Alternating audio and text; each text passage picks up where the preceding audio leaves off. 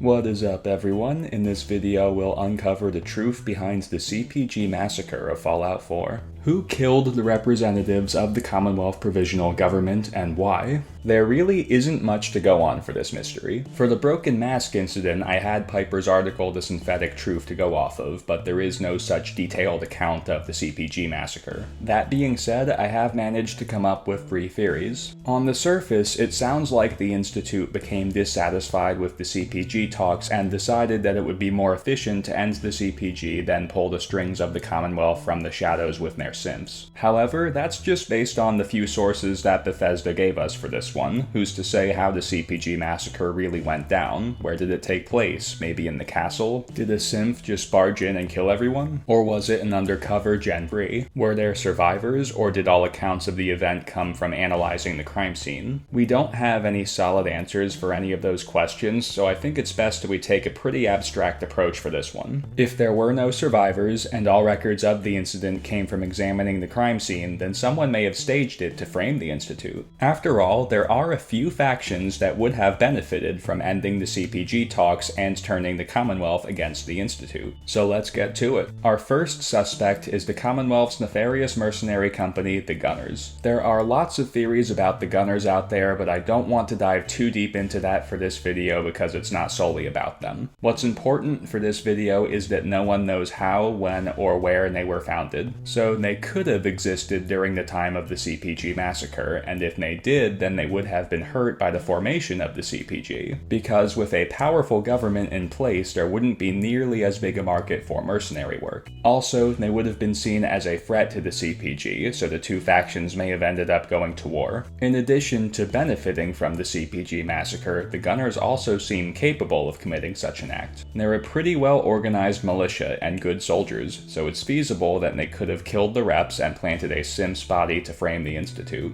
Also, they're much better at using technology than most Wastelander groups are, which is evident in their camps and more particularly in their robots. So, perhaps they captured a synth and reprogrammed it to kill the reps at the council. Furthermore, in Green Tech Genetics, the Gunner on the intercom talks for a moment about Z247 and calls him a courser, so he knows what coursers are and seems familiar enough with them to use the term casually. If the Gunners are this familiar with coursers, then I feel pretty safe assuming that they know a lot about the less advanced models and could conceivably alter them. This is an entertaining theory, but I don't feel as good about this one as I do about the next two because I don't think that the assumptions that this theory is based on are safe. We're assuming that the Gunners existed in 2240 and that they were roughly the same faction that they are now back then. Sure, they're ruthless mercs now, but that doesn't mean that they always were. Since those assumptions don't feel very safe, I'm more confident in the theories that I have for the next two suspects.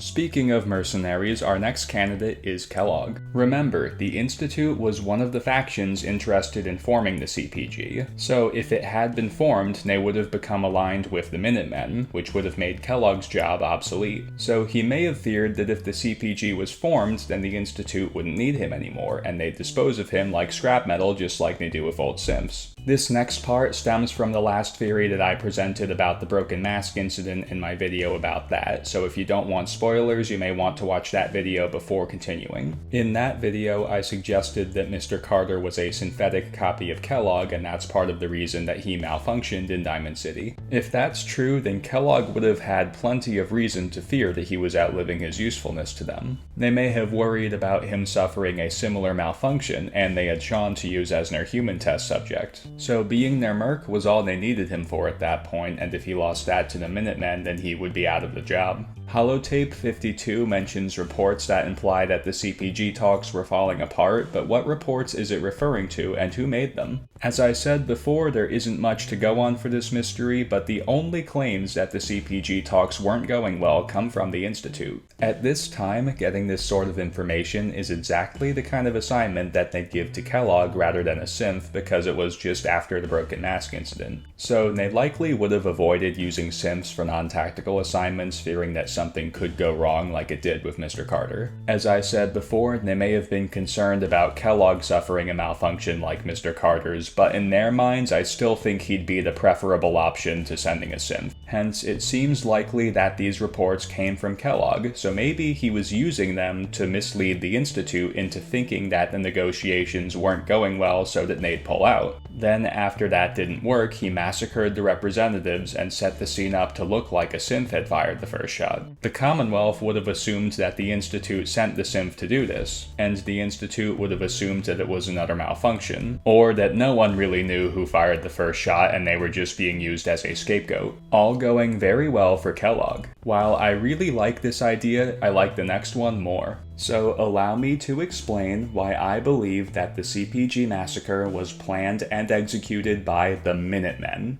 Yes, that's right. While Bethesda does seem to intend the Minutemen as the easiest faction to morally justify during Fallout 4, that doesn't mean that they were always the faction that they are now. So here's why I'm thinking that it was the Minutemen. While it is true that the only claims that the talks weren't going well come from the Institute, there is one small but key detail that Bethesda chose to give us in Nick Valentine's dialogue that makes me think that these reports are true. Years back, a group of settlements tried to get together and form a coalition. For those who don't know, a coalition is an alliance between parties formed in the interest of mutual advantage, but the parties do not give up their individual status. So Bethesda's telling us that the settlements were not coming together to form something like the NCR. They were negotiating terms on an alliance which they probably would have cemented in the form of some kind of treaty. How exactly the power and benefits are divided in coalitions depends on what each party brings to the table and what they're in position to ask of each other. Now, in this post-apocalyptic world of Fallout, how likely is it that all the settlements participating in these CPG negotiations had the same amount of value to bring to the table? Not very. For example, if Diamond City, Somerville Place, and the Slog were to negotiate terms for a coalition, Diamond City would be in a much better position than the other settlements because Diamond City has more to offer and doesn't need as much help as Somerville Place and the Slog do. So now back to 2240, I doubt that all these settlements participating in these talks brought the same amount of value to the table, and that in many cases can lead to friction. The only two parties that we know for sure were involved in the CPG talks are the Institute and the Minutemen, so if we are to assume that the most powerful faction in the talks besides those two was Diamond City, then it seems like the Institute and the Minutemen were among the most powerful factions in the fold. They would have had a lot to offer and wouldn't have needed much external help compared to the other participants. The Minutemen likely would have become the collective military of the CPG, and would have wanted food and perhaps other basic things in return like lodging. The Wasteland factions likely wouldn't have had anything to offer the Institute, so my guess is that the Institute was only in it for the assurance that the other CPG factions wouldn't pose a threat to them. Also, the Wasteland factions would have wanted some reassurance of the Institute's intentions following the Broken Mask incident. So essentially for the Institute, it's a peace treaty between them and the Commonwealth. Now let's talk about why the Minutemen may have decided to bail on the CPG. Like I said, they would have had a lot to give, they would have been the military holding the CPG together. However, would forming this coalition government really have benefited anyone very much? I mean, why should the Minutemen have shared power with factions that would have just acted in the interest of their settlements when they could have just had all the power and acted as the Commonwealth's sole governing body to ensure that everyone benefits? Ultimately, they're the ones that would have ended up holding the whole thing together since they're the guys with guns. So when this idea of a Commonwealth government began, the Minutemen were probably envisioning that these settlements would be joining the Minutemen and ceasing to have their own governments.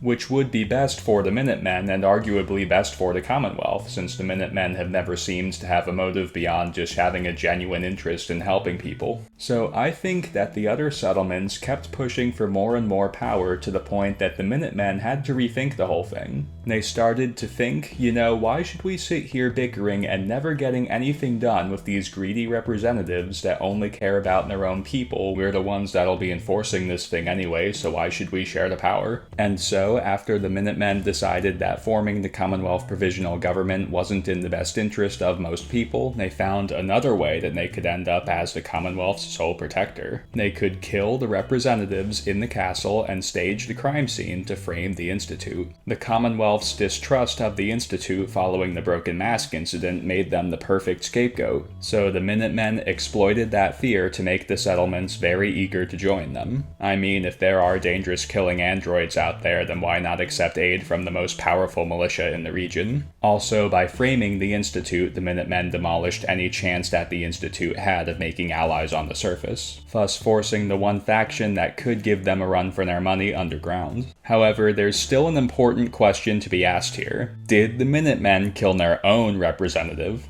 I believe that they may have. This whole thing may have been a coup. Maybe whoever the general was back then kept pushing the CPG, and the other higher-ups thought it was a mistake, so they eventually formed a coup over it. It's the perfect crime. New leadership would take control, and the Minutemen would quietly slip into place as the faction that calls the shots in the Commonwealth. Best of all, no one would suspect a thing, because they killed their own rep too. I won't dive too deep into this next part, but I decided that it is worth sharing. First, I think that the dungeon set up in the New Massachusetts State House may symbolically tell the story of the Minutemen, starting with forming the coup, followed by the Mirelurk Queen showing up, and ending with how the Minutemen start out during the events of Fallout 4. Also, the name of the event, the Massacre of the CPG, or often called by fans the CPG Massacre, may be a reference to the historic Boston Massacre, which could fit with the pre-coup and post-coup idea, but it's a big stretch. I just figured that there's a big enough chance that there is some truth to this that it is worth sharing. I love this theory, but it is just as likely that this whole thing is what it appears. Maybe the Institute did send that synth to kill the reps so that they could pull strings from the shadows with their synth spies. Perhaps the settlements were demanding some sort of reparation for the Broken Mask incident that the Institute didn't want to pay. The reason that I'm going with the Minutemen theory is that I like it so much more. I've got a few theories here, and none of them really stand out as better or worse than the others, so I'm going with the pragmatic approach and picking the one that I find the most entertaining. So that's it for this video, folks. Please subscribe, like, and share. See you next time.